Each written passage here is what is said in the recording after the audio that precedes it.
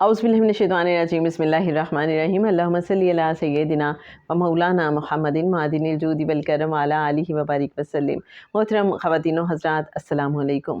درود شریف کی تعداد اور کثرت درود شریف، اس حوالے سے سوال: کثرت درود شریف کی کیا تعداد ہے؟ دوسرا سوال: کیا ہم 24 گھنٹے درود شریف پڑھا کریں؟ ہم کیسے کثرت سے درود پاک پڑھنے والے بنیں گے؟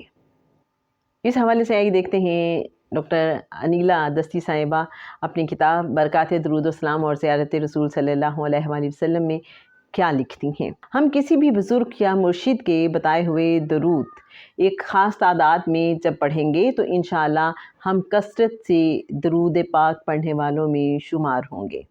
اگر ہم روحانیت کے راستے پر چلنا چاہتے ہیں تو مرشد کا ہونا ضروری ہے، جیسا کہ انسان کو دنیاوی علم حاصل کرنے کے لیے کسی مدرسے اور استاد کی ضرورت ہوتی ہے، ایسے ہی روحانیت کی منازل طے کرنے کے لیے بھی مرشد ضروری ہے۔ ایسے یہ سفر آسان اور سہل ہو جاتا ہے اور منازل جلدی طے ہو جاتی ہیں۔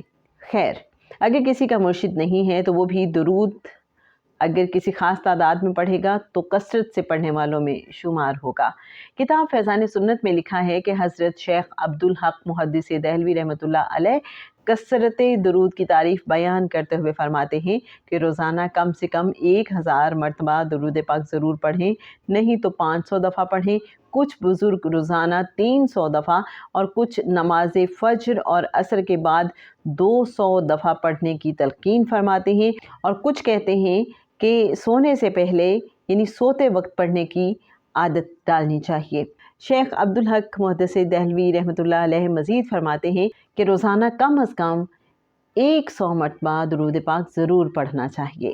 جناب، آج ہم نے جانا کہ کثرت سے درود پاک پڑھنا، اس سے کیا مراد ہے، کتنا ہمیں روزانہ درود پاک پڑھنا چاہیے، اگر ہمارے مرشد ہیں تو کیا ترتیب ہوگی، اور اگر مرشد نہیں ہے تو ہم نے کیا کرنا ہے، یہ سب آج ہم نے سیکھا۔ علامہ اقبال رحمۃ اللہ علیہ اور 1 کروڑ درود شریف، یہ کیا قصہ ہے اور انہیں 1 کروڑ درود شریف پڑھنے سے کیا کچھ حاصل ہوا؟ بس تھوڑا سا انتظار، جانیں گے نیکسٹ ایپیسوڈ میں۔ اللہم صلی علی سیدنا و مولانا محمد معدن الجود والکرم وعلی آلہ وبارک وسلم۔